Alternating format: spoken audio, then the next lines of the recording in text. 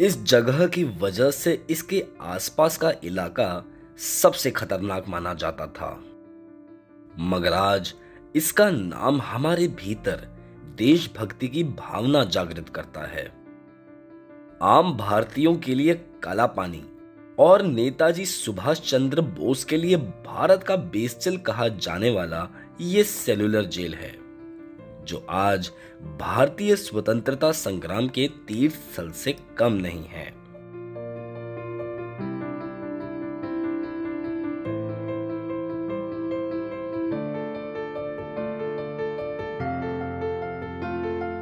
अंडमान और निकोबार द्वीप समूह के पोर्ट ब्लेयर में एटलांटा पॉइंट पर स्थित सेल्यूलर जेल वास्तुकला के नजरिए से बहुत ही खास है। अपने निर्माण के दौरान इसमें 7 विंग या विस्तृत इमारतें थी और आज इनमें से सिर्फ 3 देखे जा सकते हैं। इसका निर्माण इस तरह से किया गया था कि हर कैदी को दूसरे कैदी से अलग रखा जा सके। इसकी रूपरेखा पेनोप्टिकॉन प्रणाली से प्रेरित है, जिसमें मध्य भाग में मौजूद टावर से चौकीदार जेल के विंग में कैदी पर नजर रख सके, वो भी बिना कैदी के चौकीदार को देखे। सेल्यूलर जेल से जुड़े कई पहलू आज इसकी सलाखों के भीतर दफन है। आइए आपको इनमें से कुछ के सफर पर ले चलते हैं।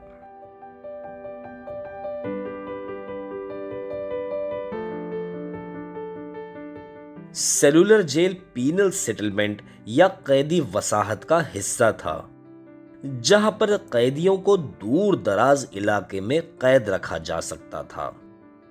मगर इसके पहले भी एक ऐसी ही जगह अंडमान में थी, जिसका निर्माण ईस्ट इंडिया कंपनी के सर्वेक्षक लेफ्टिनेंट अर्चिबाल्ड ब्लेयर ने 18वीं शताब्दी के अंत में सन 1790 के दशक में किया।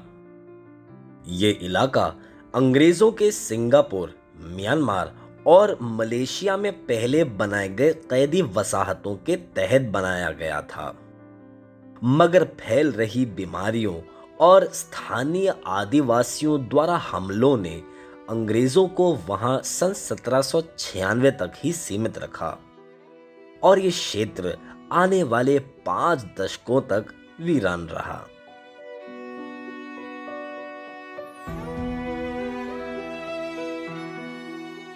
1857 के गदर के बाद जब कई बागी और भगौड़ों की गिरफ्तारी हुई, तब उनकी संख्या भारतीय उपमहाद्वीप में मौजूद जेलों की संख्या से ज्यादा पाई गई थी।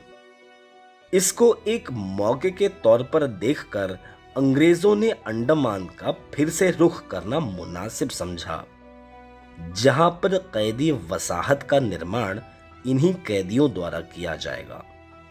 गौरतलब है कि उन दिनों बहुत भारतीयों में ये अंधविश्वास था कि समुद्र पार करना अपशकुन होता है, जिसके कारण वे अछूत माने जाते हैं।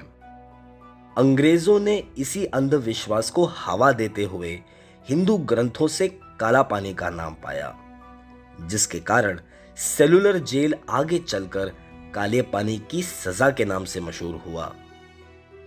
वहीं अंडमान समिति के निर्माण और सुझाव के तहत जनवरी सन 1858 को अंग्रेज वापस अंडमान आए और अर्चिबाल्ड के सम्मान में जगह का नाम पोर्ट ब्लेयर रखा गया। 2 महीने बाद 10 मार्च सन 1858 को 200 कैदियों का पहला जत्था आया, जिनको नए कैदी वसाहत बनाने का जिम्मा सौंपा गया, जिसमें उनको बारिश, सांप, बिच्छू, कीड़े मकोड़ों और यहां तक आदिवासियों के तीर धनुष का सामना करना पड़ा।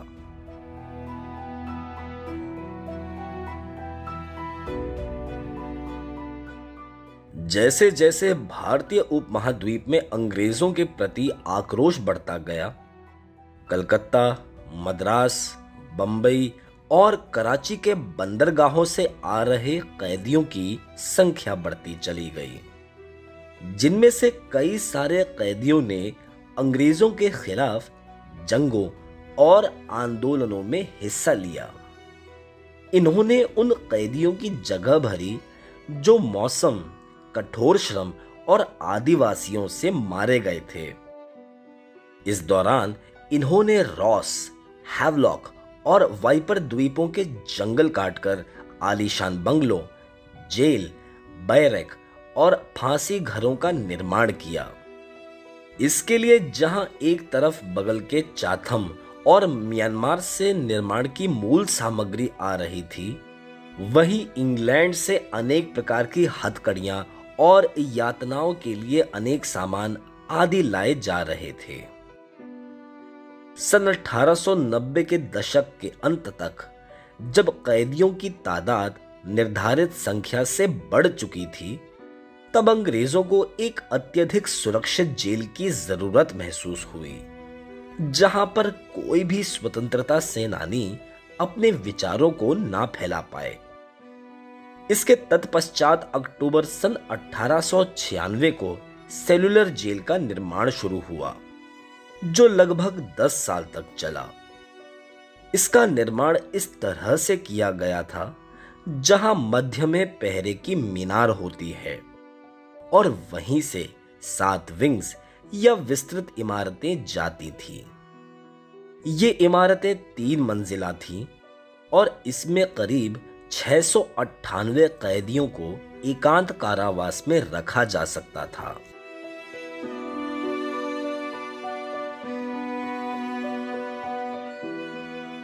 सन 1909 में सेलुलर जेल में पहले कैदी के आने से लेकर लगभग 3 दशकों तक अंग्रेजों द्वारा दुर्व्यवहार और अमानवीय यातनाओं का मंजर जारी रहा। यहां पर कैदियों को कम कपड़ों और खाने के साथ कठोर मेहनत करवाई जाती थी। वही काम को पूरा न करने पर कड़ी से कड़ी सजा दी जाती थी। इसके साथ कैदियों को अनेक प्रकार की हथकड़ियां भी लगाई गईं, जिसको उन्हें कई दिनों या महीनों तक पहने रहना होता था। मगर इसका सिलसिला सन 1930 के दशक में तब खत्म हुआ जब महावीर सिंह और मोहित मोइत्रा जैसे क्रांतिकारियों ने आमरण अनशन किया। इस फिराक में कई और भी स्वतंत्रता सेनानियों ने बढ़ चढ़कर हिस्सा लिया, जिसके लिए उन्होंने अंग्रेजों के कई प्रकार की यातनाएं भी झेली। लेकिन जब इसकी आवाज मुख्यधारा भारत तक पहुंची और महात्मा गांधी और रविंद्रनाथ टैगोर के नेतृत्व में कैदियों की स्थिति को सुधारने की बात को अंग्रेजों के कानों तक पहुंचाई, तब उनको मजबूर होकर कैदियों की हालत सुधारने के लिए कई पुख्ता कदम उठाने पड़े।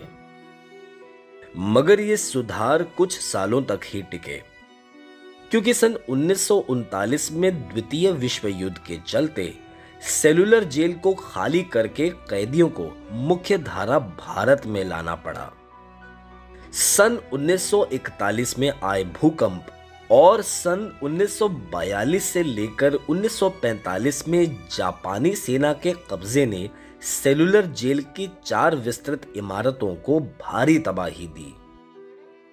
इस दौरान 30 दिसंबर सन 1943 को नेताजी सुभाष चंद्र बोस यहां आए और अंडमान और निकोबार द्वीपों को शहीद और स्वराज के नाम दिए।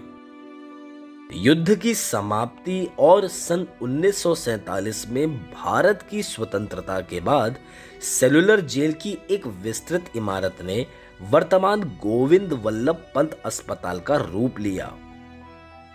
वहीं कई स्वतंत्रता सेनानी जो यहां कैद हुए थे, उन्होंने सेलुलर जेल को उनके जीवन के अभिन्न हिस्से के तौर पर पुनर्निर्माण करने की अपील की थी और इसको मद्देनजर रखते हुए भारत सरकार ने 11 फरवरी सन 1979 में इसको राष्ट्रीय स्मारक घोषित किया। आज सेलुलर जेल भारत के अत्यधिक लोकप्रिय पर्यटन स्थलों में गिना जाता है, जहां का संग्रहालय और लाइट एंड साउंड शो को कईयों ने यादगार करार दिया है। एक जमाने में औपनिवेशिक हुकूमत की क्रूरता का खामोश गवाह सेलुलर जेल आज अनेक महान स्वतंत्रता सेनानियों की कुर्बानी और उनके जद्दोजहद का महत्वपूर्ण गढ़ है।